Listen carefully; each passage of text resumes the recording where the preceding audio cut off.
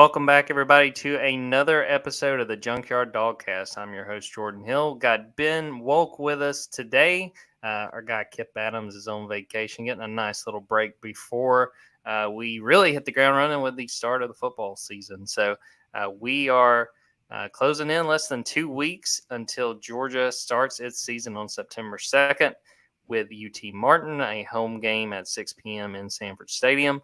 And a lot to tackle today, Ben. Both of us were in Athens over at the Buttsmeer building. Had a chance to talk to Kirby Smart, talk to several different players, including quarterback Carson Beck. And then we got to watch a little bit of practice afterwards. And Ben, let's just go ahead and jump into what really was the big news of the day for Georgia. And it was not good news. It was the fact that Branson Robinson, sophomore running back, will be out for the season. Tore his patellar tendon. Kirby told us that early on Wednesday, had a chance to talk to him and mentioned it was a non-contact injury. You know, they're expecting a full recovery, but Branson, who was a very promising young back, will be out for this season. Ben, let's talk about the running back room, losing Branson, and also sort of tying in what we got to see at practice. You know, we went out there, Dejon Edwards was not with the running backs. He was off to the side. You watched them go through some work with some guys who were banged up. Among them was also another running back, Kendall Milton. What do you make of the running back room right now, knowing what we know, knowing those guys are banged up, and knowing that Branson will not be an option this season? Well, for starters, brutal for Branson. Obviously, someone that's dealt with his fair share of injury bugs since he's gotten to Georgia in general. And to have this one just coming back from something that he'd overcome, it really just stinks for him that he's now in the position of not being able to play this season. But it's also become a little bit of a weird situation in the running back room in general. And, you know, we had the press conferences at 12 where Kirby confirmed it. And then we had practice availability at 4. And so in between that, we were obviously having conversations together about the running back room and what this meant. And I think that, you know, we don't feel as though it's in dire straits, that it's unovercomable. But at the same time, we were also talking about that in the context of Dejon Edwards being a guy that you can really rely on. And to your point, when we got to practice today, he was in a black jersey off to the side doing individual drills with other guys like Kendall Milton, like Janelle Aguero. And, you know, I think that anytime that you have a season-ending injury with Branson, you've got two guys in black jerseys doing individual drills at the running back position that are theoretically your 1A, 1B sort of going into this season. And then you've got another guy that's coming off of a season-ending injury in Andrew Paul. I mean, that's a pretty brutal outlook when you just look at it at face value. Now, I think that Georgia still has some guys in that room. And if Dejon Edwards can work his way back from whatever he's dealing with, if Kendall Milton can work his way back from whatever he's dealing with, and Andrew Paul can assert himself into the lineup like I think that he's going to be able to, I really don't think it's a bad situation, but it's a very thin situation. And Kirby brought that up today, that it's not so much how it affects things right now, it's how it affects things if there is another injury or you look somewhere else and you run into a problem there. And I think that he mentioned, you know, we got to think about how we're using guys in the kick return game and the punt return game. Like, we got to be a little bit more strategic with our special teams units in terms of who we're using because of how thin Georgia is there. That said, a guy that we've mentioned a lot and we're going to continue to mention, and at times in the season or in the preseason, it might have been like, oh, this is fall camp buzz. But Cash Jones is going to be a factor for this team. I mean, that was going to be the case regardless of everything that they've been dealing with injuries over the course of this week.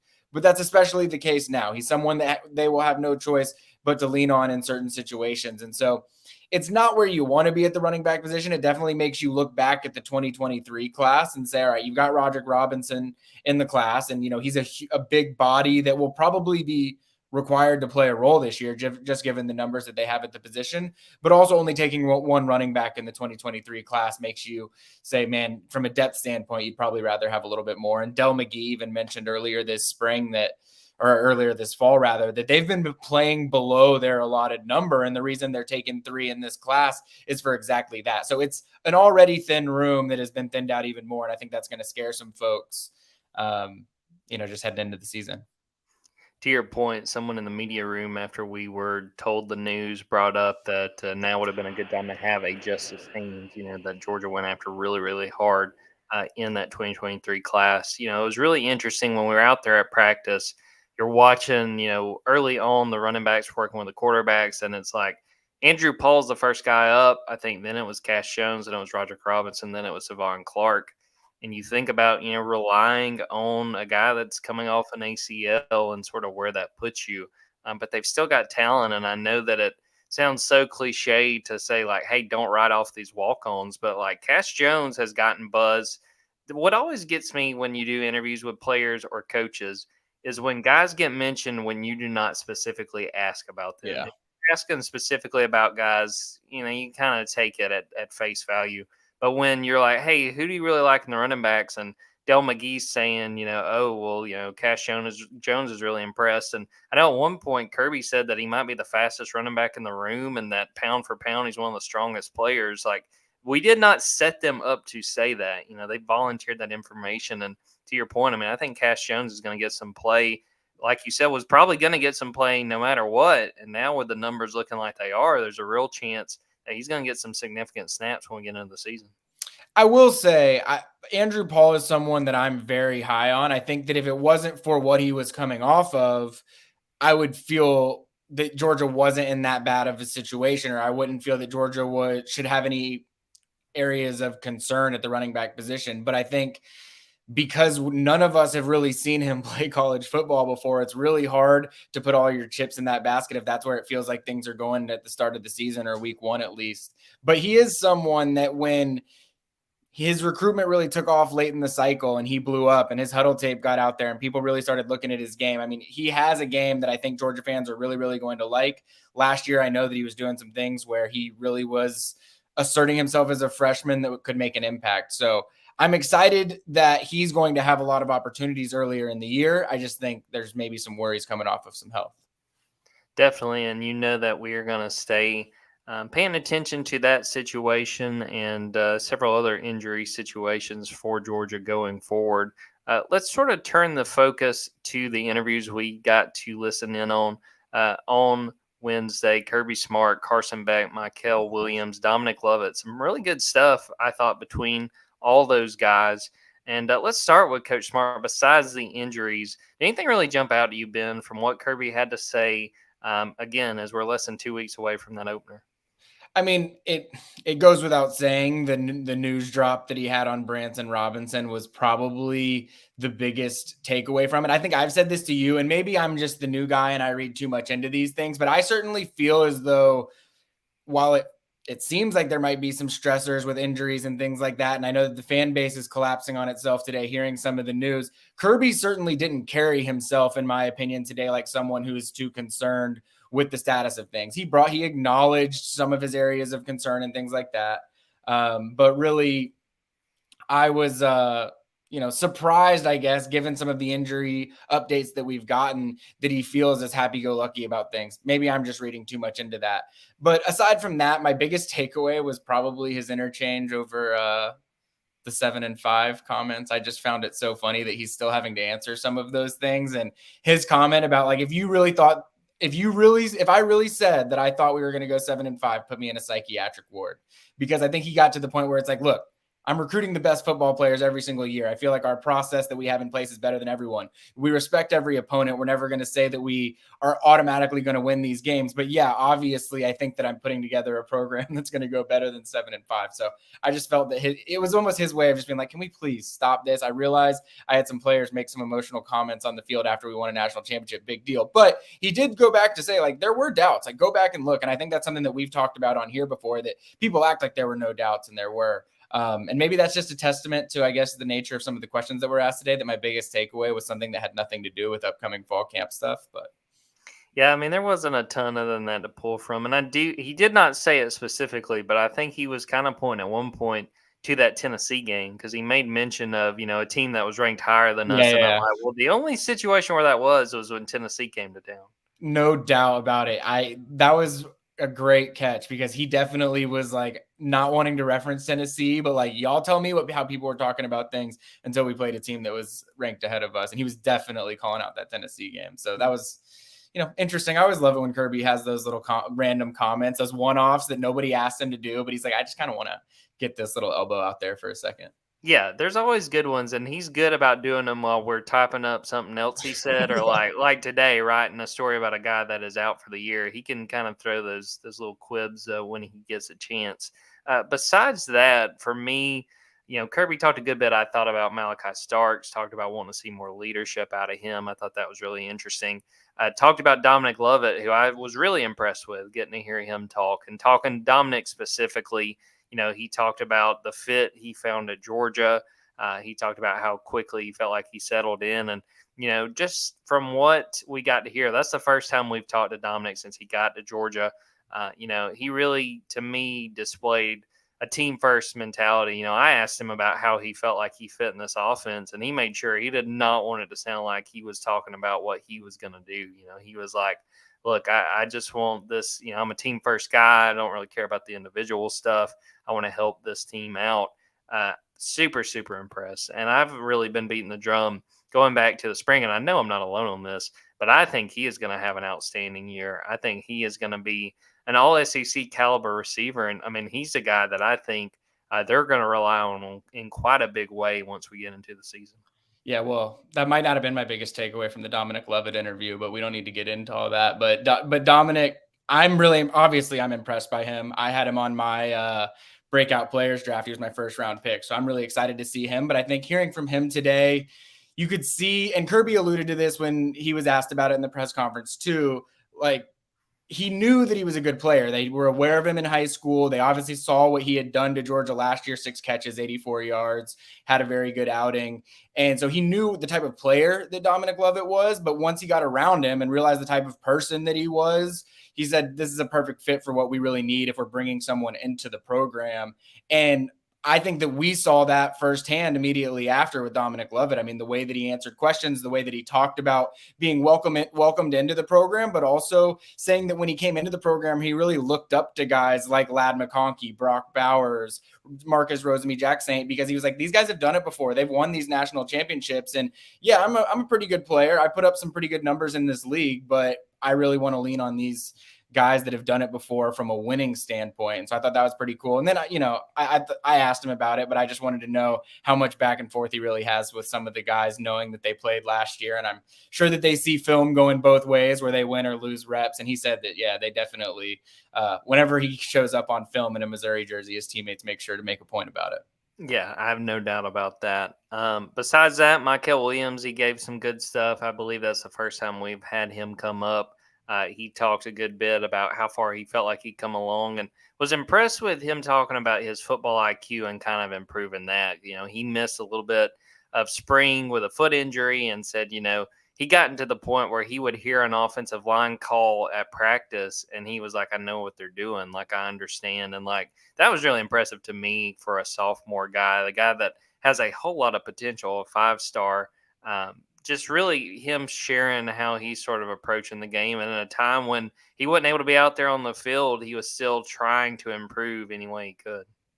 Yeah, and that was my first time that I've ever been in the same room with Michael. And you feel like you're in the room with an NFL defensive lineman, like just everything that he looks like from a physical standpoint.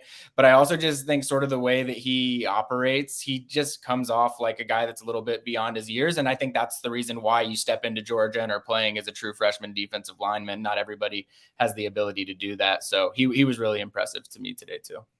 So it'd be a mistake not to talk about Carson Beck. We're really sort of the man of the hour. The first time we've gotten a chance to talk to him since he was named starter. I thought he was really impressive. We had to talk to him in the spring when we got him and Brock Vandergriff. Had a chance to talk to both of them. I thought that my biggest takeaway from what Carson had to say today was that this meant a whole lot to him to win this job. And I think that he took the right approach of not feeling like I'm here, we're done. But that, he talked about all the years that he's striven to get to this point to be the starting quarterback. He's been told no a whole lot of times. He talked about, if there were any times that he thought about leaving and transferring. He said, there were hard times along the way. But my biggest takeaway was just that you could tell he wasn't taking it lightly, that he was going to be that starting quarterback. And two, that he's learned quite a bit from Stetson Bennett. I mean, he straight up said, how much hate Stetson got, that he learned from that and understood that, that's kind of par for the course with what he's walking into. And I think him just even being ready for that, no matter if he hears that stuff or not, I think that's going to be super helpful. No doubt a rare journey for Carson Beck to starting quarterback really anywhere in college football. But at Georgia, I mean, you're not seeing guys sit to then become the starting quarterback and then come in as a guy that's top 10 in the Heisman odds. I mean, this is a guy that I think everybody fully expects to be the guy this season. And part of that's because he's on the best team in college football, or the two-time defending national champions at least. But, I think that he spoke about the memories that he had from the last two seasons in a way that shows that is sort of building who he's become as a quarterback. Like, we go back to that UAB week 2 years ago, and I mean, he probably thought he was going to be Georgia's starting quarterback. And there's probably a part of him that thinks, man, I'd be a two-time national championship starting quarterback if I had ended up winning out that job. And so for him to have to sit there and feel that out, and I know that Warren Brinson mentioned it yesterday, that they had conversations together about how Carson obviously liked being part of a national championship, but he said to Warren after the first one, like, I want my own. And Carson said that today, like, yeah, you can be part of a national championship, or it can really be your national championship. And while he's grateful to have been part of the last 2 years, I think that when you talk about things like Kirby being worried about complacency and all of that, I think that having a quarterback like Carson Beck that feels the way that he probably feels about the last two seasons probably eliminates some of that, because he just has a natural chip on his shoulder. And so you have a starting quarterback that doesn't feel like he's won two national championships. He feels like he's been part of two national championships, but now he sees this as his opportunity to go out there and do that. So, he's got a good mentality for it. I'm excited to, again, see what he actually looks like. Again, sort of like the Andrew Paul talk that I was talking about before. I mean, we've obviously seen a little bit more of Carson Beck, but these are guys that we just haven't seen really play college football, and we're a week and a half away from getting to see it. Yeah, a lot of good content from all those players and Coach Smart. I would recommend you go to dogs247.com. A lot of stories from today, Wednesday, and there will also be more on Thursday and probably even into Friday. There was a lot of good content. And on Dogs247, the YouTube page, we will have those videos up and have a chance for everybody to check that out. We will take a quick break, come back, and talk about what we saw at Wednesday's practice, because there was quite a bit of intel and newsworthy things that we got to see, and also just talk about what we want to see, what we want to hear over this next week and a half as the countdown continues until kickoff.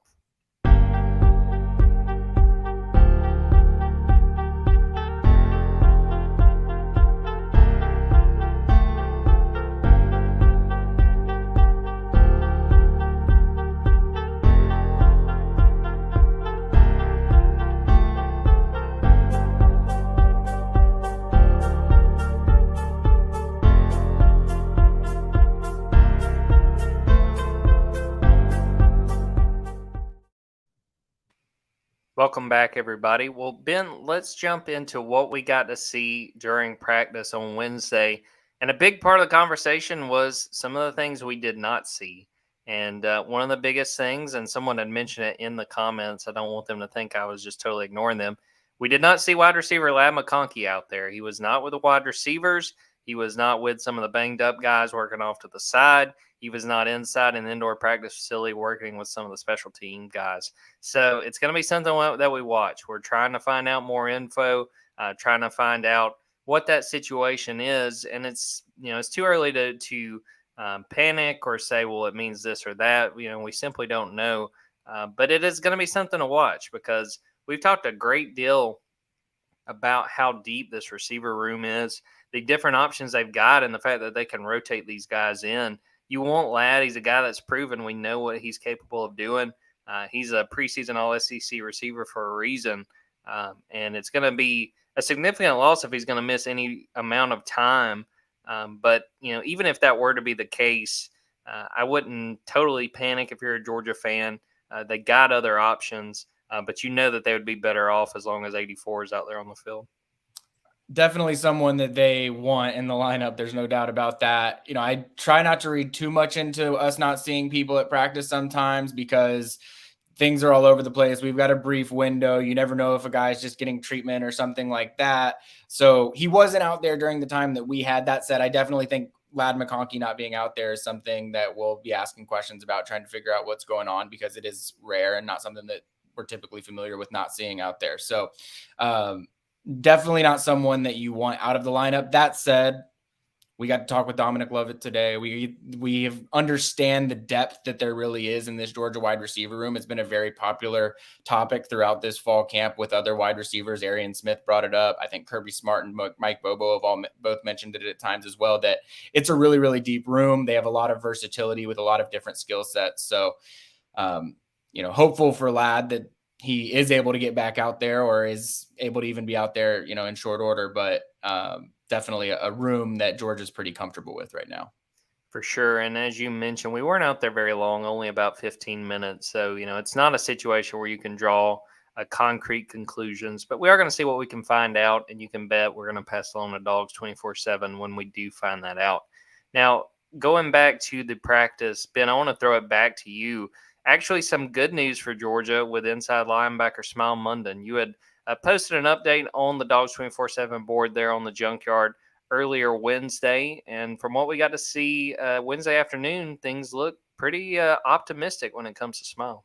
Yeah, we'd heard that he was back out there yesterday and that he looked pretty good. He is still wearing a black non-contact jersey, but he wasn't off to the side doing individual drills like Dejon Edwards and Kendall Milton were when they were going through position drills. He was with the inside linebackers. He was one of the first or second people through the drills that I was witnessing. So he's definitely jumping back in immediately and taking that leadership role that we know he's going to hold in the linebacker room when he's a full go. I still think there's a little bit of uncertainty whether or not he will be available for week one. Obviously, with UT Martin as the opponent, I think that everyone's trying to play it as safe as possible through the first 2 weeks if they can. So not 100% certain whether he will play or not in week one, but definitely good to see him back out there going through position drills. And really the only limitation right now is that he's wearing that black non-contact jersey. We mentioned Kendall Milton and Dejon Edwards working off to the side. Some of those guys that have been banged up, along with Jonell Aguero, still working, but not with their individual positions. Some good news, got to see Ernest Green and Xavier Truss, a couple of offensive linemen that had gotten banged up during Saturday's scrimmage. You sort of wondered what the situation was there. Kirby had told us on Wednesday that Ernest he thought was going to be okay, and getting to see him out there was good. Did not see Raylan Wilson, who was banged up in that scrimmage, still dealing with the effects of a hyperextended knee, and hopefully he'll be back in short order. Other than that, it seemed like pretty run-of-the-mill, nothing too wild. A lot of getting to hear the coaches getting after everybody. You had mentioned some of the things in your VIP observation story. Will Muschamp was getting after it, and we always know Kirby's going to have something fun to say on the mic. He was commenting on the weather.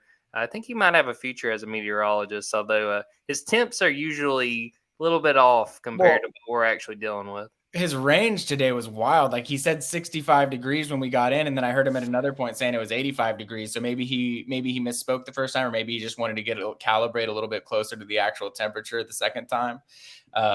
But no, I mean, I've said it before. I just find it so funny, all the things that he says. But I will say one of my big takeaways was most of the time that I've been out there, sometimes you don't know where, I think you've mentioned it, he's the voice of God at times. You don't know exactly where he is. And I had the rare experience today where he was standing with the outside linebackers when I was over there with the outside linebackers. And he was off the mic for a little bit doing some very one-on-one intimate coaching with some of the guys that were over there. And then, I mean, obviously, once he walked away from the outside linebackers, he went right back onto the mic and was chirping at the defensive linemen a little bit. But I did take note of the fact that while he is overseeing everything, he certainly has that energizer effect with the mic when he's on it. He certainly still has taken time to do individual coaching with guys as well. And I just hadn't seen much of that, mainly because I have no idea where he is at any given point while I'm out there. So, just to see that up close was a little bit of a different look from him. Yeah, I would recommend anyone who's interested go read that VIP observation stories because we passed along some good notes, and a decent chunk of them was about what Kirby had to say because he always keeps it interesting. Before we move on, I did want to tackle one of the questions, and this came from YouTube. Barry Watkins, what in the world are we doing in practice to cause so many injuries? I mean, I think it's pretty simple, and Ben, you can follow up on this, but they practice physically. You know, football's a very physical game. You talk about when you hear what players have to say about how Georgia goes about its business, you know, they talk about how they make practice hard and that they do that so the games come easy. And you don't want guys to get hurt, and you're going to be smart about trying to keep guys out of situations where they could get hurt. But it's just sort of the name of the game, and you know sometimes it becomes a numbers game, and you are going to lose guys along the way. You want to do everything you can to avoid that. You want these guys when they're not hurt to continue to get rehab and get in the work to make sure that their bodies are in in good shape and continue to take the wear and tear. But it's just one of those situations, just the way Georgia practices, the physicality you got to have to play at Georgia's level. That unfortunately you're going to lose guys along the way because they're going to get hurt. I think it was after the Tennessee game last year. Kirby was, I think it was SEC Network was in there, and they caught on video him giving his post-game speech, and he said something to the effect of like, you need to have physical toughness to win in this league nowadays, and if you're in this room, you've got it. And I think he was talking to recruits and said, if you're coming here, like, you're going to need to get it. And I think that the message he's trying to send there, and actually Dominic, it's perfect because Dominic Lovett brought this up today, that one of the core values that they live by at Georgia is toughness. And I had never heard a player talk about some of those types of core values that they have like ingrained into the culture at Georgia, but being toughness. And the reality is Georgia practices are hard. Kirby even joked today that if practices are the reason that Georgia players were wanting to stay here or whatnot, like, he'd think that they'd probably want to be leaving because they're hard. I mean, you talk to recruits and they talk about how they know how hard it's going to be. And I think that when people talk about culture, that's the culture that Kirby Smart wants to create. He wants to create a practice culture at Georgia where you're working hard every single day so that Saturdays can come pretty easy for you. And that's what it's looked like for the last 2 years. But with that comes the byproduct of you're playing hard physical football on a more regular basis than most other teams are. And as a result, you're probably going to suffer some more injury concerns than some other teams are. That said, when you recruit 85, the way that Georgia recruits 85, you do have a little bit more of a depth luxury than most other teams have. So you can afford some of those better than others can. So less than 2 weeks to go before this opener against UT Martin. Probably not going to have any more interviews until the Monday of that week, the Monday of game week. In the time that remains before they kick that off on September 2nd at 6 o'clock. Ben, what do you want to learn, or what are the things that still intrigue you about this team as we get ready for the season? I mean, positionally, like, I think we're starting to narrow in on who's going to be playing what position groups for the most part. Obviously, the running back position has now become a little bit more intriguing, but I don't think we're really going to learn anything more about the running back position until we actually see what they put on the field against UT Martin. I am continuing to be curious about what's going to happen with that cornerback position opposite of Kamari Lassiter. And it's worth noting Kamari Lassiter is still wearing the black jersey. So I don't know how much that's going to leak into next week or if there are any delays with what's going on with him. But I will say that battle opposite of him has been an ongoing one throughout this camp. And I think we've heard Dalen Everett at times. We've heard Nyland Green at times. I've probably heard more about Julian Humphrey in recent weeks than anybody else. So I know it feels as though Kirby sent a few messages to his cornerbacks through some of his press conferences in terms of nobody's taking it. Like, nobody's coming out and taking the job. Like, if it has to go into the season, I don't want it to, but if it has to go into the season, it will. And it feels like he's really trying to reinforce to somebody in that group, like, step up, take this job. And I'm very fascinated to find out who that is. I'm assuming by early next week, they're going to know who's going to line up opposite of Kamari Lassiter for the first snap of the game if they don't already. But that's the position group that I'm probably most curious about going into the season. I'll kind of have a cop out with my first answer and just say Ladd because we know that he's such a big player on this team. But sort of along the same lines, I want to just see how they navigate some of these guys that, even going back to Smile Munden, some of these guys, maybe they can play. Do they play them? How much do they play them? How do they handle, especially like Kirby? What is he going to say in the week leading up to it. If it's anything like how he handled it last year, there's going to be a lot of we're hopeful. He gives us a lot of we're hopeful they'll be able to play. Yeah. But I think you have to be honest with the fact they're playing UT Martin, and you got to look big picture. And it's a situation with some of these guys where it just doesn't make sense to risk injury. So I'll just be curious about really more so when we get into that game, how often we see some of these guys who've been banged up, and if we do see them at all, just how long they're out there. Period. Yeah, no, that's a great point. I mean, you hear Georgia talk regularly about like we treat every single game the same, but I think that you really want to make sure you get to week 3 for your first SEC game at as full of a health as you can get to. And it wouldn't be surprising to me if Georgia's more banged up right now in the middle of fall camp than they will be, week 3, because they probably what they're facing every single day in fall camp probably is a little more rigorous than what they're going to face through the first 2 weeks of the year. Ben, my favorite part of the podcast, the men's basketball minute. There's been a few episodes without one. I had to bring one back. We know Georgia men basketball's non-conference schedule for sure for the 2023-2024 season. A lot of these games have been reported, but we now know who they will be playing. They're going to open the season in Las Vegas against Oregon. Some of the other games along the way, hosting Wake Forest, hosting NC Central, going to the Bahamas to play Miami, and then either Kansas State or Providence. Home game against Winthrop. Got a big game in Tallahassee at the end of November at Florida State. Some of the other home games along the way, Mercer, Georgia Tech, High Point, Mount St. Mary's, North Florida, and Alabama A&M. On the whole, a tougher non-conference schedule. They play, I believe, 4 ACC teams. For me, the biggest game that really stands out, besides that trip to the Bahamas, getting to host Wake Forest. And I believe that is going to be Georgia's second game. To me, that's going to be a very good barometer of where this team is and what they are able to do this year. But Ben, you're a big Georgia basketball fan. What do you make of how this non-conference schedule came about and what we're looking at in year 2 of the Mike White era? Well, I saw when Georgia's basketball team put it out on Twitter, they had guys doing Pictionary, drawing the mascots for the different places. I thought that might be the game that we were going to play here too. But I feel confident that you or I, no offense to RJ Melendez, could draw the state of Florida a little bit better than he was kind of struggling with that. Yeah. No, it was a good video though. I encourage people to go check it out. It was funny. You can get a little, personality influence from the basketball team. But yeah, a couple interesting matchups, the Wake Forest game. I think the what I always go to is just like what games are Georgia hosting a team that's maybe a brand that you're a little bit more familiar with. And so Wake Forest was definitely the one that stands out there. I expect Georgia to take a step forward this season. I think that they have more of the types of guys in the locker room that Mike White wants in the locker room right now. But it's as is the case with college basketball, especially in the SEC. It's like you really never know what you've got until you start playing other teams, and we'll see.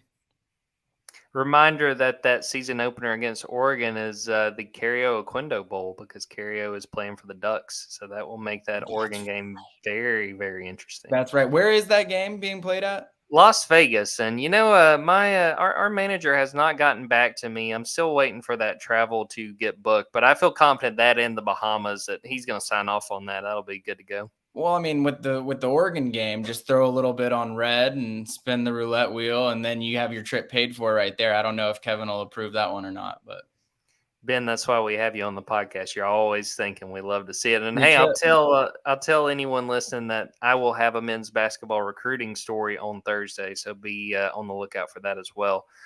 We are going to wrap up this episode. A lot of content, a lot of stories up on the site, and more stories to come in the next few days. But quite a bit to tackle, and we're still a little bit over a week to go before the season, so there will be more along the way.